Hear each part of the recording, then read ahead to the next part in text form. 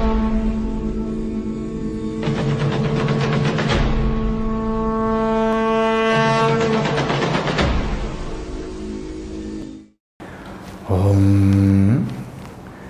സദാശിവസമാരംഭാം ശങ്കരാചാര്യമധ്യമാം അസ്മദാചാര്യപര്യന്താം വന്ദേ ഗുരുപരമ്പരാം. സകലനിഗമഗീതാം ബ്രഹ്മവിദ്യാം വിശുദ്ധാം നിജഗുരുരമണീഷ്ടാം ശങ്കരാചാര്യകുഷ്ടാം ദദതി കരുണയായേ പ്രൗഢഗംഭീരവാചാൻ രമണചരണതീർത്ഥാൻ ദേശികാൻ താൻ നമാമഃ. ഹൃദയകുഹരമധ്യേ കേവലം ബ്രഹ്മമാത്രം ഹി അഹമഹമിതി സാക്ഷാദാത്മരൂപേണ ഭാതി.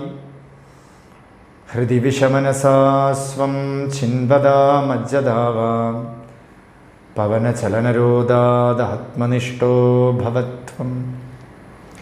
ശാരദാ ശാരദാംബോജവദനാവദനാംബുജേ സർവദാ സർവദാസ്മാകം സന്നിധിം സന്നിധിം ക്രിയാത്. ദേവി പ്രപന്നാർത്തിഹരേ പ്രസീത പ്രസീത മാതഃ ജഗതോഖിലസ്യ. പ്രസീദ വിശ്വേശ്വരി പാഹി വിശ്വം ത്വമീശ്വരി ദേവി ചരാചരസ്യ. ലളിതാ സഹസ്രനാമത്തിലെ ധ്യാന ശ്ലോകങ്ങളാണ് നമ്മളിപ്പോൾ വിചാരം ചെയ്തു വരണത്. അവനവൻ്റെ അധികാരമനുസരിച്ച്, അധികാരം എന്ന വാക്കിന് ഏത് നിലയിൽ നിൽക്കണോ അതിനനുസരിച്ചുള്ള ധ്യാനം നമുക്ക് ഉള്ളിൽ തെളിഞ്ഞു വരണം. ധ്യാനം ചെയ്യണതും ധ്യാനം ചെയ്യണവനും ധ്യാനിക്കപ്പെടുന്ന പൊരുളും ഏകം എന്ന് എപ്പോൾ ബോധ്യമാവണോ അതുവരയ്ക്കുമാണ് ധ്യാനം നമുക്ക് ആവശ്യം. ഇടവിടാതെ ഉള്ള ധ്യാനം നമുക്ക് പരിപൂർണമായ ശാന്തിയെ തരണം എന്ന് മഹാത്മാക്കളൊക്കെ പറഞ്ഞിരിക്കണം. അതാണ് നമുക്ക് പ്രമാണം. വെറുതെ പറഞ്ഞു പോയതല്ല, ശാന്തി സ്വരൂപമായിട്ട് അവർ ജീവിച്ച് നമ്മുടെ മുന്നിലിരുന്നു. ഒരു നദി യഥാ നദ്യാം സ്യന്തമാനാഹ സമുദ്രം അസ്തം ഗച്ഛന്തി നാമരൂപേ വിഹായ. നമ്മളൊരു നദിയാണ്. ഈ നദി ഈശ്വരനാകുന്ന സമുദ്രത്തിൽ പോയി പതിക്കണം. ലളിതാ പരമേശ്വരിയാകുന്ന സമുദ്രത്തിൽ പോയി നമ്മൾ പതിക്കണം. അതിന് ഇടവിടാതെയുള്ള ധാര.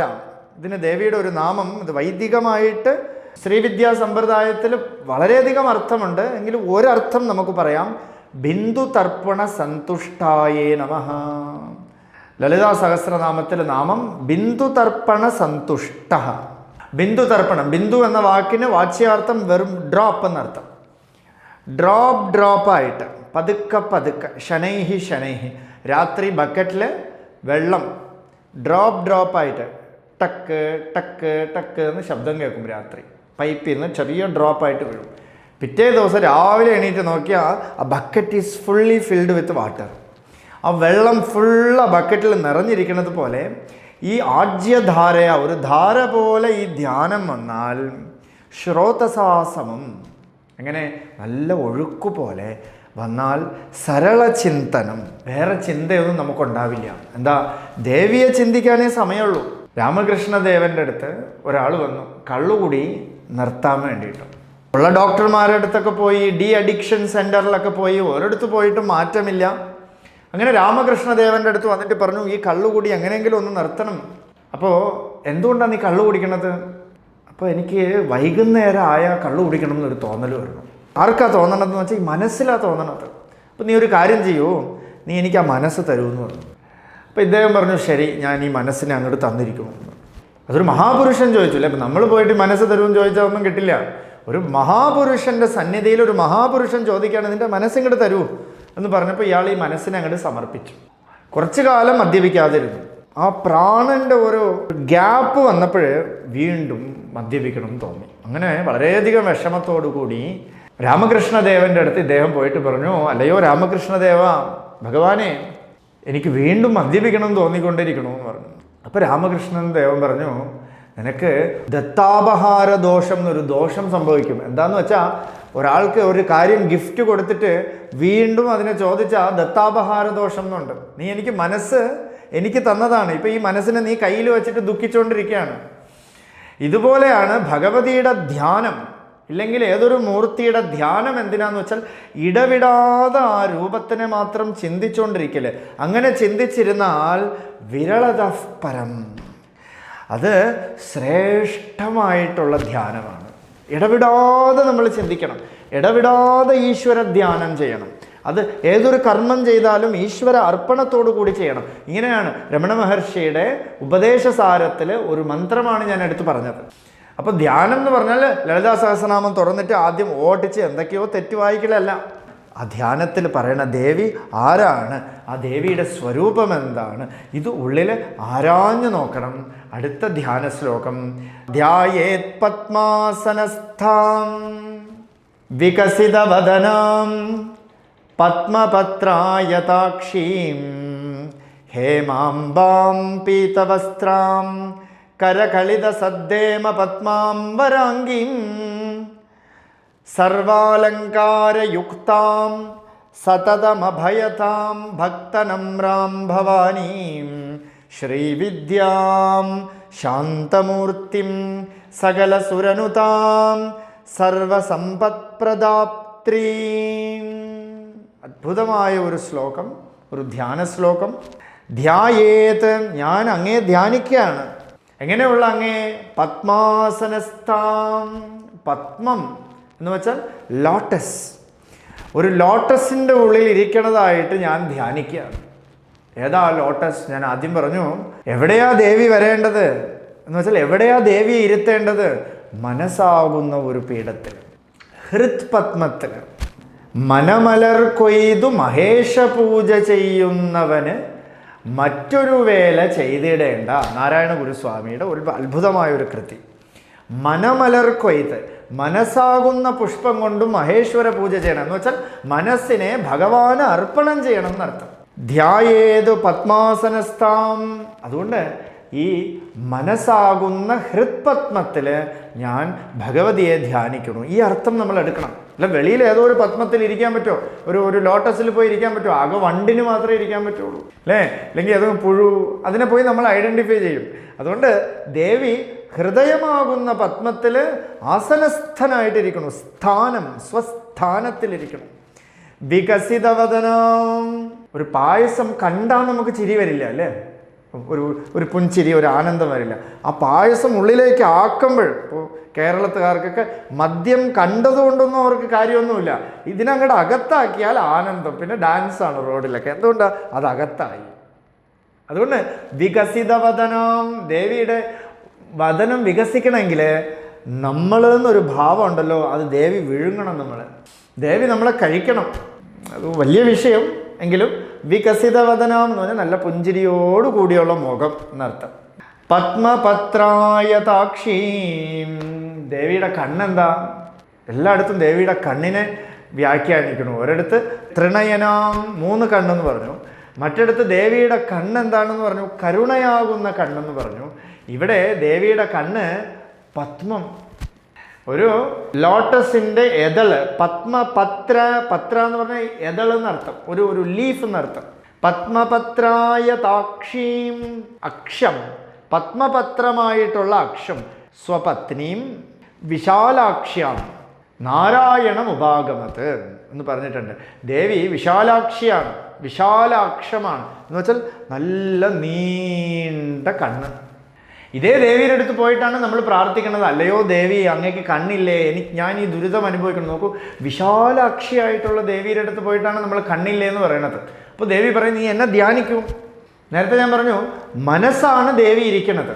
അപ്പോൾ ആ മനസ്സിൻ്റെ ഒരു പുഷ്പത്തിൻ്റെ എതളാണ് കണ്ണ് എന്ന് വെച്ചാൽ, ബാഹ്യമായിട്ട് നമ്മൾ അർത്ഥം പറഞ്ഞാൽ ദേവിക്ക് ലോട്ടസിൻ്റെ ലീഫ് പോലത്തെ കണ്ണെന്ന് പറയാം. പക്ഷേ ആന്തരികമായിട്ടുള്ള അർത്ഥമെടുത്താൽ ദേവിയുടെ കണ്ണ് മനസ്സിൽ ദേവി പൂർണ്ണമായ കാണണതൊക്കെ ദേവിയാണ്. യാ ദേവി സർവഭൂതേഷു എന്ന് നേരത്തെ നമ്മൾ തുടങ്ങി വെച്ചു. അത് യാ ദേവി സർവഭൂതേഷു, എല്ലാ ഒബ്ജക്ട്സിലും എല്ലാ ബീയിങ്സിലും ഞാൻ ദേവിയെ കാണും. പത്മപത്രായതാക്ഷീം, ആ കണ്ണ് നല്ല പത്മം, നല്ല പത്മമായിട്ടുള്ള കണ്ണും. ഹേമാംബാം, ആ ദേവി എങ്ങനെയാ, ഇവിടുത്തെ ദേവിയുടെ നിറം മാറി. നേരത്തെ എന്താ നല്ല ചുവപ്പ് നിറം പറഞ്ഞു, ഈ ദേവിയുടെ നിറം എന്താണെന്ന് വെച്ചാൽ ഹേമാംബാം. ഹേമ എന്ന് പറഞ്ഞാൽ സുവർണം, നല്ല സുവർണ നിറം, നല്ല തിളക്കമാർന്ന സുവർണ നിറം എന്ന് വെച്ചാൽ വിലപിടിപ്പുള്ള ദേവി എന്നർത്ഥം. നല്ല വിലപിടിപ്പുള്ളത്, ഇപ്പം സ്വർണത്തിൻ്റെയൊക്കെ വില നല്ല കയറിയിരിക്കുകയല്ലേ, ആ സ്വർണത്തിനേക്കാളും വിലപിടിപ്പുള്ളതാണ്. അതിനിപ്പോൾ അടുത്ത വരിയിൽ അത് വരും. ആ ദേവി നല്ല സ്വർണ്ണ നിറത്തിലിരിക്കുന്ന ദേവിയാണ്. പീതവസ്ത്രം, മഞ്ഞ നിറത്തിലുള്ള വസ്ത്രം ധരിച്ചിരിക്കുന്നു. മഞ്ഞ, പീതം എന്ന വാക്കിന് മഞ്ഞ എന്നർത്ഥമില്ല, കറക്റ്റ് ഒരു റെഡിഷ് ആയിട്ടുള്ള മഞ്ഞ എന്നർത്ഥം. ഒരു മഞ്ഞയും ചുവപ്പും കൂടെ കലർന്ന കളർ, ആ കളറിലെ വസ്ത്രം ഉടുത്തിട്ട് ദേവി ഇരിക്കുകയാണ്. പീതവസ്ത്രം, മഞ്ഞയ്ക്ക് ഒരു സിഗ്നിഫിക്കൻ്റ് ആണ്. പീതം എന്ന വാക്കിന് വൈദികമായിട്ട് നമ്മൾ പോണെങ്കിൽ ആ വാക്കിന് അർത്ഥം പരമസാത്വികം എന്നർത്ഥം, ജ്ഞാനത്തിൻ്റെ നിറം എന്നർത്ഥം. അത് വെളിയിൽ കാണപ്പെടുന്നത് ജ്ഞാനത്തിൻ്റെ നിറം നല്ല നല്ല യെലോയിഷ് കളറായിരിക്കും, നല്ല യെല്ലോ കളർ. ഒരു മന്ത്രം ഓർമ്മ വരണം, ശൂന്യ സംഭാഷണം, തിരുമൂലർ സ്വാമിയുടെ ആണെന്ന് തോന്നുന്നു. അതിൽ ഒരു വയലിൻ ഒരാൾക്ക് കിട്ടി, ഒരു വയലിൻ. അപ്പോൾ ഈ വയലിൽ ഇയാൾക്ക് കൃഷി ഇറക്കണം, നല്ല ഷൈനിങ് ആയിട്ടുള്ള കത്തിരിക്ക കൃഷി ചെയ്യണം എന്ന് വിചാരിച്ചു. അപ്പോൾ ഇദ്ദേഹം എന്ത് ചെയ്തു, തോട്ടക്കാരെയൊക്കെ വിളിച്ചിട്ട് ഏർപ്പാടാക്കി നല്ല കത്തിരിക്കയുടെ വിത്ത് വാങ്ങിച്ചിട്ട് ഇടണം കേട്ടോ എന്ന് പറഞ്ഞു. അപ്പോൾ ഇവരെല്ലാം പറഞ്ഞു ഓക്കെ സാർ, കത്തിരിക്കയുടെ വിത്ത് വാങ്ങിച്ചു, കുഴിച്ചിട്ടു. വഴുതലൈ വിത്തിട പാഹൽ മുളയ്ത്തത്, കത്തിരിക്കയ്ക്ക് വിത്തിട്ടു, മുളച്ച് വന്നപ്പോൾ ഇത് കത്തിരിക്ക പോലെയല്ല, നല്ല ഷൈനിങ് ആയിട്ടുള്ള കത്തിരിക്ക എന്ന് വിചാരിച്ചപ്പം ടെസ്റ്റ് ചെയ്ത് നോക്കിയപ്പോൾ ഇത് പാവയ്ക്കാണ് മുളച്ച് വന്നിരിക്കുന്നത്, പടർന്ന് പോകുന്നു. അപ്പോൾ ഈ ഓണർ വന്നിട്ട് ഇവന്മാരുടെ അടുത്തൊക്കെ പറഞ്ഞു, നീ പറ്റിച്ചതാണോ, നീ എന്തിൻ്റെ വിത്താണ് ഇട്ടത്? അല്ല സാറേ, ഞാൻ ഇട്ടത് ഈ കത്തിരിക്കയുടെ വിത്ത് തന്നെയാണ് ഇട്ടത്. ഇപ്പം എന്താ നമുക്കേ അതിശയം, എത്രയോ സ്ഥലത്ത് എത്രയോ കാലം കൊണ്ട് ഞാൻ ജോലി ചെയ്യണു, ഇവിടെ ഇപ്പം ഇങ്ങനെ വന്നു. പുഴുതിനൈ തോണ്ടിനേൻ പൂഷണീ പൂത്തത്. അപ്പോൾ അവൻ എന്ത് ചെയ്തു, എന്നാൽ തോണ്ടടാന്ന് പറഞ്ഞു. ഇത് തോണ്ടി നോക്കിയപ്പോൾ അകത്ത് ഫലം ഇരിക്കുന്നു, പൂഷണീ പൂത്തത്. പൂഷണി എന്ന് പറഞ്ഞാൽ മത്തങ്ങ പൂത്തിരിക്കണു അത്രേ. അപ്പം വിത്തിട്ടത് കത്തിരിക്ക, അത് പൊടിച്ചു വന്നത് പാവയ്ക്ക, തോണ്ടി നോക്കിയപ്പോൾ അകത്ത് ഫലം വന്നിരിക്കണു. എന്താ പൂഷണി പൂത്തത്? പൂഷണി എന്ന് പറഞ്ഞാൽ ഇനിയിപ്പോൾ അതിൻ്റെ അർത്ഥം പറയാം. കത്തിരിക്ക പോലെ ഒരു ജീവിതത്തിന് വേണ്ടിയിട്ടാണ് നമ്മൾ, നല്ല ഷൈനിങ് ആയിട്ടുള്ള ജീവിതം വേണമെന്ന് പറഞ്ഞിട്ടാണ് നമ്മൾ ഈ കർമ്മമൊക്കെ ചെയ്യുന്നത്. പക്ഷെ വരണതോ പാവയ്ക്ക, വരണത് മുഴുവൻ നല്ല ഫസ്റ്റ് മാർക്ക് വാങ്ങണം എന്ന് പറഞ്ഞ് കുട്ടി പഠിക്കണോ, കിട്ടണതോ ലാസ്റ്റോ ഏതെങ്കിലും വിചാരിച്ചതൊന്നും കിട്ടണില്ല അല്ലേ. അതുപോലെ ഈ പാഹൽ മുളയ്ത്തത്, ഇതെന്താ കാരണം എന്ന് തോണ്ടി നോക്കിയാൽ അത്ര. പുഴുതിനേ തോണ്ടിനേൻ പൂഷണി പൂത്തത്. തോണ്ടി നോക്കിയപ്പോൾ പൂഷണി എന്ന് പറഞ്ഞാൽ പൂശ്. എല്ലാ കുട്ടികളെയൊക്കെ ചോറുണ്ണാനൊക്കെ പേടിപ്പിക്കുന്നത് അമ്മമാരൊക്കെ പൂച്ചാണ്ടി വരും എന്നാണ്. എന്താ ഈ പൂച്ചാണ്ടി എന്ന് പറഞ്ഞാൽ ഭസ്മം പൂശി തിരിയണ ആണ്ടി. ആണ്ടി എന്ന് പറഞ്ഞാൽ ഭിക്ഷു എന്നർത്ഥം, സന്യാസി എന്നർത്ഥം. ഭസ്മം പൂശിയിട്ട് തിരിയണ സന്യാസി എന്നാണ് അർത്ഥം. പൂഷ് എന്ന് പറഞ്ഞാൽ ഭസ്മം എന്നർത്ഥം. പൂഷണി, അണി എന്ന് പറഞ്ഞാൽ ആഭരണം. ഭസ്മത്തെ ആര് ആഭരണമാക്കിയിട്ടിരിക്കണോ? പരമേശ്വരൻ. തോണ്ടി നോക്കിയപ്പോൾ ഉള്ളില് പരമേശ്വരനെ കണ്ടു അത്രേ. എങ്ങനെയാ? മത്തങ്ങയുടെ പൂ കണ്ടിട്ടുള്ളവർക്കറിയാം, നല്ല യെലോയിഷ് കളർ. എന്താണെന്ന് വെച്ചാൽ സാത്വികത, പരമസാത്വികത എന്നർത്ഥം. അതുകൊണ്ട് ഈ ദേവി ഇട്ടിരിക്കുന്ന വസ്ത്രം എന്താ? നല്ല പരമസാത്വികമായിട്ടുള്ള വസ്ത്രം. ഞാൻ ഇത് ഒരു കണക്ട് ചെയ്ത് പറഞ്ഞതേ ഉള്ളൂ. ആ വസ്ത്രം സാത്വികം എന്നൊരർത്ഥം. കരകളിത ലസത് സദ്ദേമ പത്മാംബരാംഗീം. കരകളിതല സത് ഹേമ പത്മ. ദേവിക്ക് ഹേമാംബ എന്ന് പേര്, സ്വർണ്ണ നിറത്തിലുള്ള അമ്മ എന്ന് പേര്. അതേ ദേവിക്ക് സത്ത് ഹേമ എന്ന് പറഞ്ഞു. സത്ത് ഹേമ എന്താ? അവിടെ ഒരു സ്വർണം, ഇവിടെ സത് സ്വർണം എന്ന് പറയാൻ കാരണം ഇത് നിജമായിട്ടുള്ള സ്വർണം, വെളിയിൽ നീ തേടിപ്പോണ സ്വർണ്ണമൊന്നുമല്ല. ദേവിയുടെ വാല്യൂ അത്രയ്ക്ക് വലുതാണെന്ന് കാണിച്ചാണ്. സത് ഹേമ പത്മാം വരാംഗീം. എന്താ വെളിയിൽ സ്വർണം കിട്ടിയാലല്ലേ നമുക്ക് സന്തോഷമുള്ളൂ എന്ന് വിചാരിച്ച ഒരാൾ തപസ് ചെയ്തു. തപസ് ചെയ്തിട്ട് അയാളുടെ മുന്നിൽ ബ്രഹ്മാവോ ഏതോ ഒരു ദേവൻ പ്രത്യക്ഷപ്പെട്ടു. നിനക്ക് എന്ത് വരം വേണം എന്ന് ചോദിച്ചു. അപ്പോൾ അദ്ദേഹം പറഞ്ഞു, ഞാൻ തൊടണതൊക്കെ പൊന്നാവണം. നമ്മളൊക്കെ ഇപ്പോൾ ഒരു ഫ്രേസ് പറയും എല്ലാവരും, തൊട്ടതെല്ലാം പൊന്നാണ് കേട്ടോ അയാൾ എന്ന് പറയും. അപ്പോൾ ഇദ്ദേഹം അത് ചോദിച്ചു. ഇതെല്ലാം കേട്ടിട്ട് ശീലിച്ച് ഇയാൾ പറഞ്ഞാൽ തൊടണതൊക്കെ പൊന്നാവും. അപ്പോൾ പറഞ്ഞു തഥാസ്തു. അല്ലേ, ദേവന്മാരൊക്കെ വരം തരാൻ വേണ്ടി ഇരിക്കുകയല്ലേ, തഥാസ്തു എന്ന് പറഞ്ഞു. ദേവൻ നേരെ വന്നു, വീട് തൊട്ടു. വീട് സ്വർണ്ണമായി. അകത്ത് പോയി വെള്ളം കുടിക്കാൻ വേണ്ടി ജഗ് എടുത്തപ്പോൾ ജഗ് സ്വർണ്ണമായി. ഭക്ഷണം കഴിക്കാൻ വിശന്നിട്ട് ഭാര്യ ഇഡ്ഡലി കൊണ്ടുവന്നപ്പോൾ ഇഡ്ഡലി തൊട്ടപ്പോൾ ഇഡ്ഡലി സ്വർണ്ണമായി. അവസാനം ഇയാൾ നോക്കിയപ്പോൾ ഇതിപ്പോൾ തൊടണതെല്ലാം സ്വർണ്ണമായി, ഈ സ്വർണ്ണത്തിന് തിന്നാൻ പറ്റില്ലല്ലോ. അങ്ങനെ ഭാര്യ വന്നു, ഭാര്യയെ തൊട്ടിട്ട് പറയാണ്, ഭാര്യയെ തൊട്ടപ്പോൾ ഭാര്യ സ്വർണ്ണമായിപ്പോയി. അപ്പോൾ നമ്മുടെ സ്വാമി പറയും, എല്ലാവരും നമ്മൾ ഭാര്യയെ തങ്കമേ തങ്കമേ എന്ന് വിളിക്കും, ഇദ്ദേഹത്തിന് ഇനി തങ്കമേന്ന് വിളിക്കാനേ പറ്റുള്ളൂ, ഒന്നും ഒരു യൂസും ഇല്ല അല്ലേ. അവസാനം ഈ സ്വർണം അയാൾക്ക് തലവേദനയായിട്ട് വീണ്ടും തപസ് ചെയ്തിട്ട് ഇതൊന്നും മാറ്റിത്തരുമെന്ന് പറഞ്ഞു അത്രേ. അപ്പോൾ ഏതൊന്നാണോ നമുക്ക് അത്യന്തികമായിട്ടുള്ള ആവശ്യം, നമ്മളിപ്പോൾ കരുതും ഇത് കിട്ടിയാൽ നമുക്ക് സന്തോഷം കിട്ടുമെന്ന് വിചാരിക്കും. പക്ഷേ അത് വാസ്തവത്തിൽ നിറഞ്ഞു വന്ന സന്തോഷമൊന്നുമില്ല അല്ലേ. നമ്മുടെ ജീവിതമൊക്കെ നമ്മൾ നോക്കിയാൽ അറിയാം, ഇത് കിട്ടിയാൽ നമ്മൾ സന്തോഷം. ഇത് കിട്ടിയിട്ടാണ് നമ്മൾ ഇരിക്കണത്. കളിപ്പാട്ടം കിട്ടി, ഇനി വേറെ ഒന്നും വേണ്ടെന്ന് കുട്ടി ചിന്തിക്കും. 10 ദിവസം കഴിഞ്ഞാൽ ആ കളിപ്പാട്ടം വെളിയിൽ കാണും. എന്ന് വെച്ചാൽ കുറച്ച് നേരം കഴിഞ്ഞാൽ നമുക്ക് ബോറടിച്ച് പോകണം, വീണ്ടും ഡീപ്പ് സ്ലീപ്പിലേക്ക് വരാം. എത്ര കാലം കൊണ്ട് ഉറങ്ങണു? ജനിച്ച തൊട്ട് ഇതുവരേക്കും ഉറങ്ങണു. ആർക്കെങ്കിലും ഉറക്കം ബോറടിച്ച് പോകുന്നുണ്ടോ? ഒരേ ദോശ തന്നെ ഡെയിലി തിന്നുകൊണ്ടിരുന്നാൽ ബോറടിച്ച് പോകും. ദോശ കേട്ടാലേ ഛർദ്ദിക്കാൻ വരും. എത്ര വലിയ ലഡു ഇഷ്ടമുള്ള ആളാണെങ്കിലും രാത്രി 12:30 നല്ല ഡീപ്പ് സ്ലീപ്പിൽ ഉറങ്ങുന്ന ആളെ വിളിച്ചിട്ട് ലഡു കാണിച്ചു നോക്കും, നിങ്ങൾക്ക് അടി കിട്ടും. അയാൾക്ക് ഇഷ്ടമുള്ള കാര്യമാണത്, എന്നാൽ കൂടെ അടി കിട്ടും. എന്താ, അയാൾ അതിനേക്കാളും ഇഷ്ടപ്പെടുന്നത് ആ ഡീപ്പ് സ്ലീപ്പിലുള്ള സുഖാനുഭവമാണ്. അതുകൊണ്ടാണ് കരകളിത സത് ഹേമ പത്മാം, കയ്യില് സ്വർണ്ണ നിറത്തിലുള്ള, എങ്ങനത്തെ സ്വർണം? സത് സ്വർണം, ആവശ്യമായിട്ടുള്ള പത്മം വെച്ചിരിക്കുകയാണ്. എന്താ പത്മം എന്ന് വെച്ചാൽ, നമ്മുടെ മനസ്സാകുന്ന പത്മത്തിനെ അങ്ങോട്ട് മാറ്റിയിട്ട് ആത്മാവാകുന്ന പത്മത്തിലെ ദേവി തരുവത്രേ. ഒരു സിദ്ധൻ പാടി, കൊണ്ടത് എന്തனை തന്തത് ഉണ്ടனை മഹേഷ ഇതിൽ യാർ ചതുരരും. ഭഗവാന് ബിസിനസ് ഒന്നും അറിയില്ല അത്രേ. കൊണ്ടത് എന്തனை, എൻ്റെ ഈ വേണ്ടാത്ത ശരീരവും മനസ്സും എടുത്തിട്ട് പൂർണ്ണാനുഭവമാകുന്ന ഭഗവാനെ എനിക്ക് തന്നു അത്രേ. എന്ത് ബിസിനസ്സാണ് ചെയ്യണതെന്ന്? ആക്രി പറക്കൽ ബിസിനസ്സാണോ ഭഗവാൻ ചെയ്യണത്? അതുകൊണ്ട് ഭഗവാനെ പോയി MBA കോഴ്സിൽ പോയിട്ട് മാനേജ്മെൻറ്റ് നല്ല ബിസിനസ്സൊക്കെ പഠിച്ചിട്ട് വരുമെന്ന് പറഞ്ഞത്രേ. ഒരു സിദ്ധർ ചോദിച്ചിരിക്കുകയാണ്. അതുപോലെ ദേവിയുടെ കയ്യിൽ സത്ഹേമ പത്മാം വരാംഗിം, ഇതിന് 2 അർത്ഥം പറയാം. വരാംഗിം എന്ന് പറഞ്ഞാൽ നമ്മളെ ഡിസയറൊക്കെ തീർത്ത് തരണവളെന്ന് അർത്ഥം. ഏതാണോ നമ്മുടെ ആഗ്രഹം, ദേവി ആ ആഗ്രഹം തീർത്ത് തരും, ആഗ്രഹ നിവർത്തി തരും. അതുകൊണ്ടാണ് ദേവിക്ക് കർമ്മത്തിൻ്റെ കാരകത്വമുള്ളത്. എന്താന്ന് വെച്ചാൽ എന്ത് കർമ്മം ചെയ്താലും ഒരു ഫലം കിട്ടും. ഈ ഫലം ആര് തരണത്? ദേവിയാണ് തരണത്. വരാംഗിം desires, she will fulfil our desires. നമ്മുടെ എല്ലാ തരത്തിലുള്ള ആഗ്രഹങ്ങളെയും ഇല്ലാതാക്കി. അതുകൊണ്ടാണ് ദേവി സൃഷ്ടികർत्री എന്ന് പേര്. വീണ്ടും വീണ്ടും സൃഷ്ടി തന്നുകൊണ്ടേയിരിക്കും, വീണ്ടും വീണ്ടും സൃഷ്ടിച്ചുകൊണ്ടേയിരിക്കും. നമ്മൾ സൃഷ്ടി തന്നുകൊണ്ടേ ഇരിക്കുമ്പോൾ കുട്ടികളൊക്കെ ആരെങ്കിലും ഏതെങ്കിലും ഒരു കുട്ടി ജീവിതത്തിൽ ഈ ഇത്ര ലോകത്തിൽ കാണപ്പെടുന്നുണ്ടല്ലോ, എന്തൊക്കെയോ അത്ഭുതം കാണണമല്ലോ, ഒരു കുട്ടി ചിരിച്ചോണ്ട് വന്നിട്ടുണ്ടോ?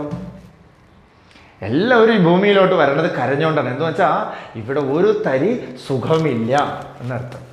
ഒരു തരി സുഖമില്ല. തൽക്കാല ആശ്വാസം, അമ്മ പാല് കൊടുക്കുമ്പോൾ ആശ്വാസമായിട്ടിരിക്കും, വീണ്ടും കരഞ്ഞു തുടങ്ങും. ഇതുപോലെയാണ് നമ്മളും ഉള്ളിൽ കരഞ്ഞുകൊണ്ടിരിക്കുകയാണ്. വെളിയിൽ ചിരിച്ചുകൊണ്ടിരിക്കുന്നത് പോലെ കാണിക്കണമെങ്കിലും ഉള്ളിൽ കരഞ്ഞുകൊണ്ടിരിക്കുകയാണ്. അതുകൊണ്ട് വരാംഗിം, എന്താ വരം?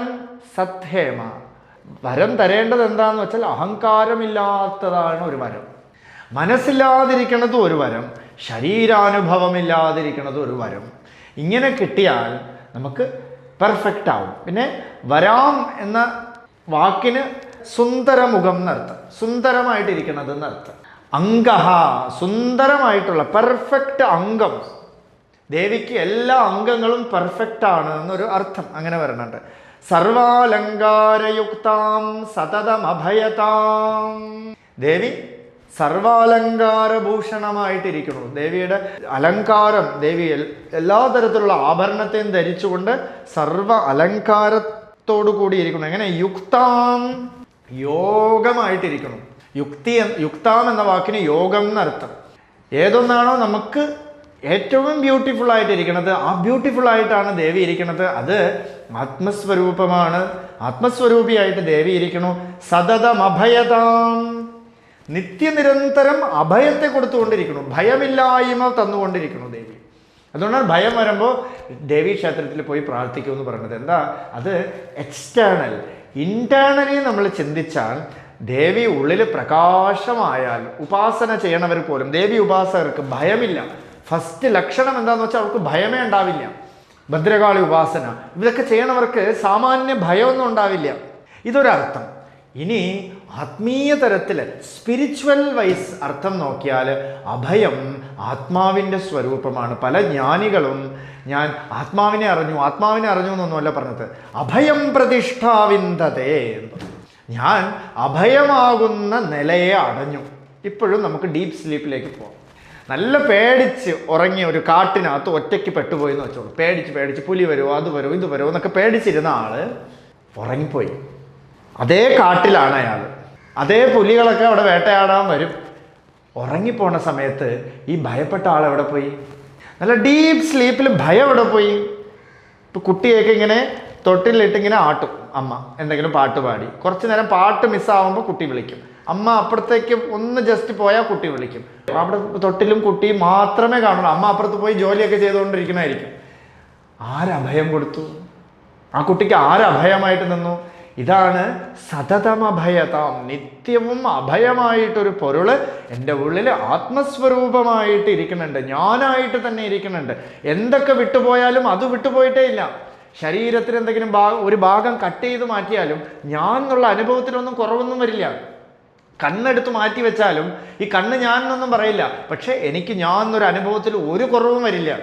അതുകൊണ്ട് അത് നിത്യനിരന്തരമുണ്ട്. അതിനെ നമുക്ക് മറക്കാനേ സാധ്യമല്ല. ശരീരം ഇപ്പം കേട്ടുകൊണ്ടിരിക്കുമ്പോൾ മറന്നുപോകും അല്ലേ, മനസ്സും മറന്നുപോകും അല്ലേ, ഇന്നലെ വരെ ആലോചിച്ച് വെച്ചിരുന്ന കാര്യങ്ങളൊക്കെ മറന്നുപോകും. പക്ഷേ എനിക്ക് എന്നെ മറന്നുപോകും. എനിക്ക് എന്നെ മറക്കാനോ ഓർക്കാനോ പറ്റില്ല, ത്യജിക്കാനോ പറ്റില്ല അല്ലേ. എൻ്റെ ശരീരത്തിന് വേണമെങ്കിൽ വേറെ എന്തെങ്കിലും മേക്കപ്പൊക്കെ ഇട്ട് വേറെ ആളാവാം.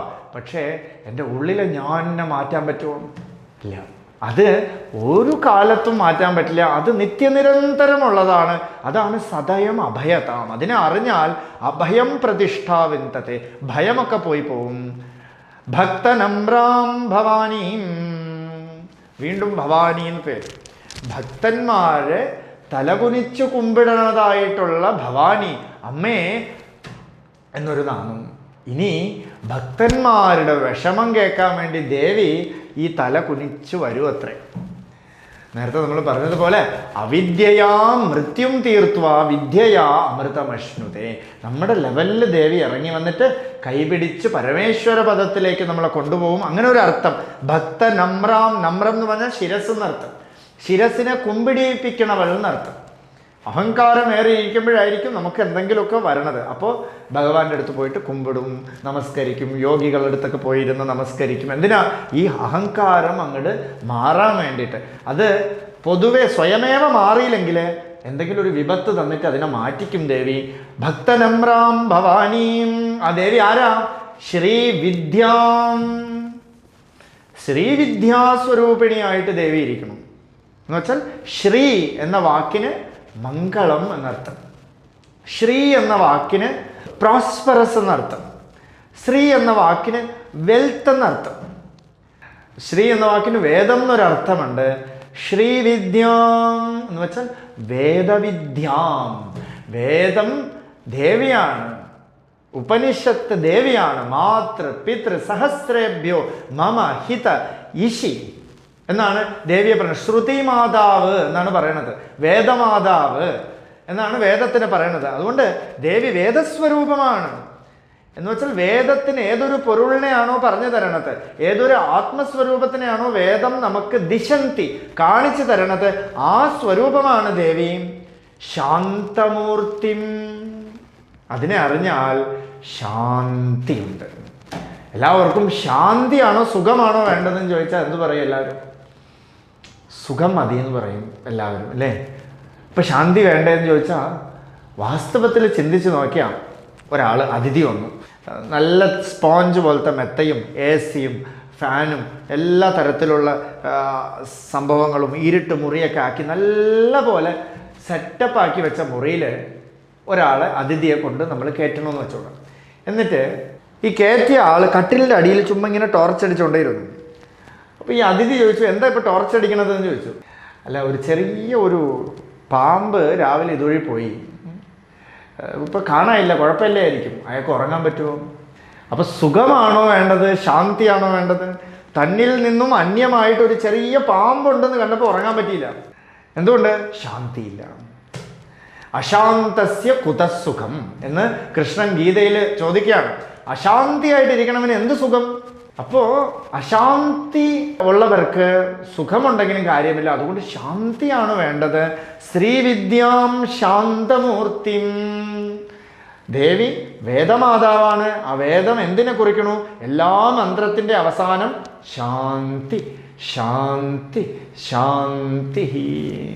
എന്തിനു പറയണമെന്ന് വെച്ചാൽ വേദത്തിൻ്റെ സാരം ശാന്തിയാണ്. ശാന്തി ആത്മാവിൻ്റെ തന്നെ സ്വരൂപമാണ്. ശാന്തി തന്നെയാണ് ശിവം എന്ന് വേദം തന്നെ നിരൂപണം ചെയ്യണം. ഏകാത്മപ്രത്യസാരം പ്രപഞ്ച ഉപശമം ശാന്തം അദ്വൈതം ശിവം. ഏകാത്മമായിട്ടുള്ള ഒരു സാരം, അത് വന്നു കഴിഞ്ഞാൽ പ്രപഞ്ച ഉപശമം. 2, 3 ആയിട്ട് കാണുന്ന ഈ പ്രപഞ്ചമൊക്കെ പോയി ഒരേ ഒരു പൊരുളായിട്ടിരുന്നു അല്ലേ? അതുപോലെ ഏകാത്മപ്രത്യസാരം ശാന്തം അദ്വൈതം, രണ്ടില്ലാത്തത്, അതിനെയാണ് ശിവം എന്ന് പറയണത്. അതുകൊണ്ട് ശാന്തമൂർത്തിം സകല സുരനുതാം, സർവദേവന്മാരും വന്ദിക്കണതായിട്ടുള്ള ദേവി, സർവസമ്പത്പ്രദാത്രീം, എല്ലാവർക്കും ഇഷ്ടപ്പെട്ട കാര്യം, സർവസമ്പത്തും തരണവൾ. ഇതാണ് ദേവി. ഇപ്പം എല്ലാവരും ഇപ്പോൾ ഒന്ന് ആക്റ്റീവാകും എന്ന് വെച്ചാൽ ഇതാണല്ലോ ഞാൻ കേൾക്കാൻ ഇത്ര നേരം കൊണ്ടിരുന്നതെന്ന് വിചാരിക്കും. എല്ലാവർക്കും സമ്പത്ത് മതി അല്ലേ? ദേവി സർവസമ്പത്ത് പ്രദാത്രി എന്ന് വെച്ചാൽ സർവസമ്പത്തുക്കളും തരണം. എന്താ സർവസമ്പത്ത്? ആകെ ഒരു സമ്പത്തേ ഉള്ളൂ, ഞാൻ എന്നൊരു ട്രഷർ. ഞാനുണ്ട് എന്നൊരു ട്രഷർ. ഇത് വലിയ സമ്പത്താണ്. ഈ സമ്പത്തിനെ ഉള്ളിൽ വെച്ചിട്ടാണ് നമ്മൾ വെളിയിൽ ഭിക്ഷ എടുത്ത് നടന്നുകൊണ്ടിരിക്കുന്നത്. അത് കിട്ടിയാൽ ഗുണമുണ്ട്, ഇത് കിട്ടിയാൽ ഗുണമുണ്ട്, അത് കിട്ടിയാൽ നല്ലത്, ഇത് കിട്ടിയാൽ നല്ലതെന്ന് വിചാരിക്കണം. വാസ്തവത്തിൽ ആ നിധി ഉള്ളിൽ തന്നെയാണ് ഇരിക്കുന്നത്. ഉപനിഷത്ത് പറയണു, കനകനിധി അവിടെ ഇരിക്കണു, അഹരഹർ ഗച്ഛതി. നിത്യനിരന്തരം ആ നിധിയിൽ നമ്മൾ പൊയ്ക്കൊണ്ടേയിരിക്കുകയാണ്. നമ്മുടെ സ്വാമി ഒരു കഥ പറയും. വർഷക്കണക്കായിട്ട് പിച്ചക്കാരൻ്റെ പാരമ്പര്യമുള്ള ആൾ. അവൻ്റെ അച്ഛൻ പിച്ചക്കാരൻ, അപ്പൂപ്പൻ പിച്ചക്കാരൻ, ഇയാളും പിച്ചക്കാരൻ. ഒരേ ഒരു പീഠം, ഒരു സ്ലാബ് പോലത്തെ ഇതിലാണ് ഇവർ വർഷങ്ങളായിട്ട് പിച്ച എടുത്തുകൊണ്ടിരിക്കുന്നത്. പാരമ്പര്യമുള്ള പിച്ചക്കാരൻ. അപ്പോൾ ഒരു സന്യാസി അതുവഴി നടന്നു വന്നു. അദ്ദേഹത്തിൻ്റെ അടുത്ത് പോയി ചോദിച്ചു. അപ്പോൾ അദ്ദേഹം പറഞ്ഞു, ഞാൻ എന്താ തരാനാ എന്ന് ചോദിച്ചു. എന്തെങ്കിലും തരൂ സ്വാമി എന്ന് പറഞ്ഞു. ഞാൻ ഭിക്ഷക്കാരനല്ലേ. അപ്പോൾ പറഞ്ഞു, നീ ഒരു കാര്യം ചെയ്യൂ, നീ ഇരിക്കണ ഈ പെട്ടി ഉണ്ടല്ലോ, ഈ ഒരു സ്ലാബ്, ഇതൊന്ന് പൊക്കി നോക്കുമെന്ന് പറഞ്ഞു. അപ്പോൾ ഇയാൾ പറഞ്ഞു, എന്താ ഒന്ന് പൊക്കി നോക്കൂ? പറഞ്ഞു, ഇല്ല, ഇതെൻ്റെ അപ്പൂപ്പനായിട്ട് വർഷങ്ങളായിട്ട് ഇരിക്കുകയാണ്, ഈ പാരമ്പര്യമായിട്ട് ഇവിടെ ഇരുന്ന് പിച്ച എടുക്കണതാണ്, ഇതിനകത്ത് ഒന്നുമില്ല, എനിക്കറിയാം, നീ പൊക്കി നോക്കൂ എന്ന് പറഞ്ഞു. എന്നാൽ പറഞ്ഞതല്ലേ എന്ന് പറഞ്ഞ് പൊക്കി നോക്കിയപ്പോൾ ഇതിനകത്ത് നിറച്ച് പണം, നിറച്ച് രത്നം. അപ്പോൾ ഈ രത്നത്തിൻ്റെ മേലിൽ ഇരുന്നിട്ടാണ് ഇയാൾ പിച്ച എടുത്തുകൊണ്ടിരുന്നത്. എന്താണെന്ന് വെച്ചാൽ അച്ഛനപ്പൂപ്പന്മാരായിട്ട് ഇങ്ങനെയല്ലേ ചെയ്തുകൊണ്ടിരിക്കുന്നത്, അതുകൊണ്ട് ഞാനും അങ്ങനെ തന്നെ ചെയ്തുകൊണ്ടിരിക്കുന്നു. ഇത് എന്താ ഈ കഥയുടെ ഒരു മെസ്സേജ് എന്ന് പറഞ്ഞാൽ, അച്ഛനപ്പൂപ്പന്മാരായിട്ട് ജോലി ചെയ്യണു, സമ്പാദിക്കണു, മരിക്കണു. അടുത്ത ആൾ മകൻ ജോലി ചെയ്യണു, സമ്പാദിക്കണു, എന്തൊക്കെയോ കൂട്ടി വയ്ക്കണു, മരിക്കണു. അടുത്ത മകൻ അതുപോലെ ചെയ്യണു. ഒരാൾ മാത്രം, ഇതെന്താ ഒരു സത്യാവസ്ഥ, ഞാനിങ്ങനെ മരിച്ചും ജനിച്ചും വരേണ്ട പൊരുളാണോ എന്ന് ചിന്തിച്ച് ഉള്ളിലേക്ക് തിരിയണം. അപ്പോൾ അവൻ വലിയൊരു ട്രഷർ കാണുന്നു. ഗീതയിൽ ഭഗവാൻ പറയണതും അതാണ്, നജായത്തെ മ്രിയത്തെ വാ കഥാചിത് നായം ഭൂത്വാ ഭവിത നാഭൂയഃ. നജായത്തെ മ്രിയത്തെ വാ കഥാചിത്, ഞാൻ മരണവും ജനനവുമില്ലാത്ത പൊരുളാണ്. ഞാൻ ജനിച്ച പൊരുളാണെങ്കിൽ ഒരു നാളേക്ക് മരിക്കും. ഞാൻ ഉള്ള പൊരുളാണ്, ഞാൻ ഉള്ള പൊരുളാണ്, ഞാൻ ഇരുന്നുകൊണ്ടേയിരിക്കണ പൊരുളാണ്. എനിക്കെങ്ങനെ ഇല്ലായ്മ സംഭവിക്കും? ഇത് വാസ്തവത്തിൽ ചിന്തിച്ചാൽ പല ജ്ഞാനികളും ഇതിൽ നിന്നാണ് വന്നിരിക്കുന്നത്. ഞാൻ ഉള്ള പൊരുളാണ്, എനിക്ക് ആരംഭമില്ല, ആരംഭമില്ലാത്തടത്തോളം എനിക്ക് അവസാനവുമില്ല. ഇനി അവസാനമുണ്ടെന്ന് പറഞ്ഞാലും ഇപ്പോൾ നമ്മളിവിടെ ഉണ്ട്, എങ്ങനെ അറിയാം? അതേ ഞാൻ ഇല്ലാതാവുമ്പോൾ ഞാൻ ഇല്ലാതായി എന്ന് അറിഞ്ഞ ഒരു സെൻറ്റർ കാണും. അതാണ് എൻ്റെ റിയൽ നേച്ചർ, എൻ്റെ സ്വരൂപം, അറിവേ സ്വരൂപം. ആ അറിവിനെയാണ് ദേവി സർവസമ്പത് പ്രദാപ്ത്രീം എന്ന് പറയുന്നത്. സർവസമ്പത് പ്രദാപ്ത്രീം, ത്രീ ശബ്ദം ത്രായതി. നമ്മുടെ ഈ ഒരു ലിമിറ്റഡ് ആയിട്ടുള്ള സമ്പത്തിൽ നിന്നും അൺലിമിറ്റഡ് ആയിട്ടുള്ള സമ്പത്തിലേക്ക് ദേവി നമ്മളെ രക്ഷിച്ച് കരകയറ്റി കൊണ്ടുവരണമെന്നർത്ഥം. ഇതാണ് ഈ ശ്ലോകത്തിൻ്റെ അർത്ഥം. വിശദമായിട്ട് ഇത് വലിയ വേദാന്ത അർത്ഥവും ഹൃദയവിദ്യയൊക്കെയാണ്. നമുക്ക് ഒരു സർഫസിൽ നിന്ന് അർത്ഥം പറയാനേ നിർവാഹമുള്ളൂ. അതുകൊണ്ട് തുടർന്ന് നമുക്ക് അടുത്ത ശ്ലോകത്തോടെ നാളെ കാണാം. അരുണാചല ശിവ, അരുണാചല ശിവ, അരുണാചല ശിവ, അരുണാചല.